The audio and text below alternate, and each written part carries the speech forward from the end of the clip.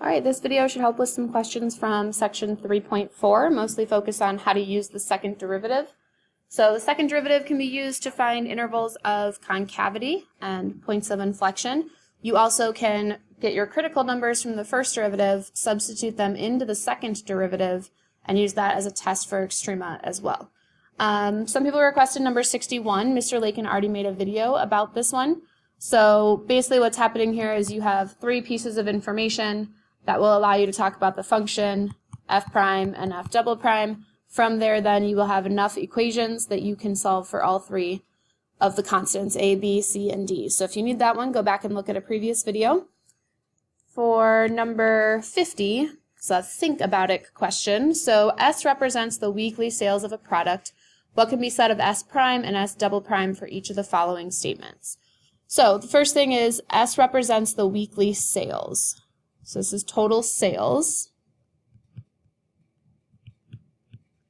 So the rate of change of sales is increasing.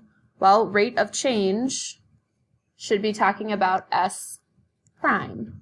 And if S prime is increasing, that means S double prime must be positive.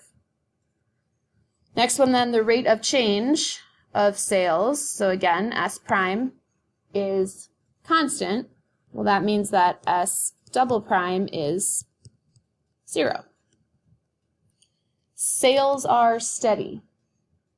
Sales themselves is S. Steady would be constant, so S prime equals 0.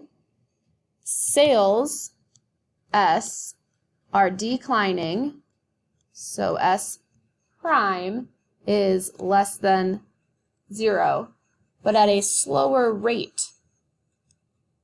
So a slower rate would mean that S double prime is greater than 0.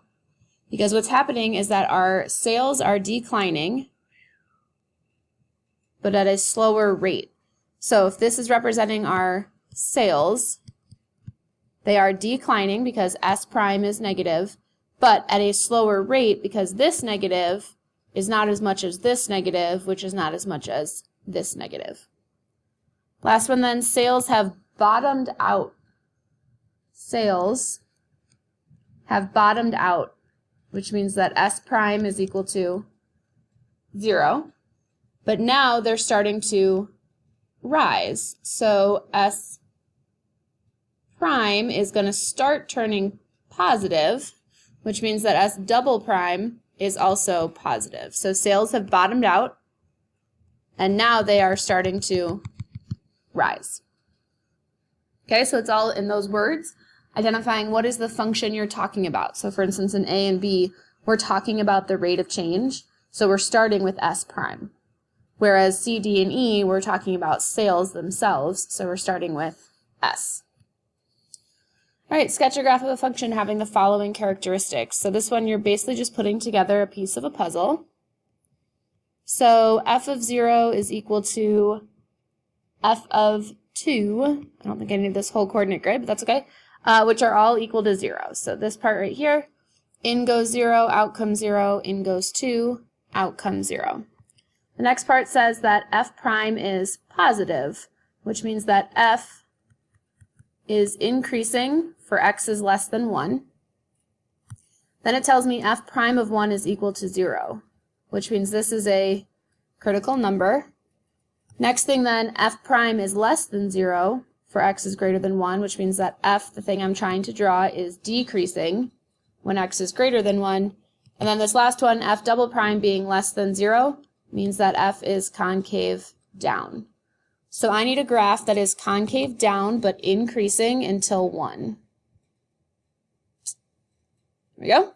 I need a graph, need a critical number at 1. Then I need a graph that is decreasing and concave down for x is greater than 1. So like this. That's putting together all of our important information that was given to us in this list over here. All right, that's it. Again, if you needed 61, please go back to Mr. Lakin's video that was listed previously.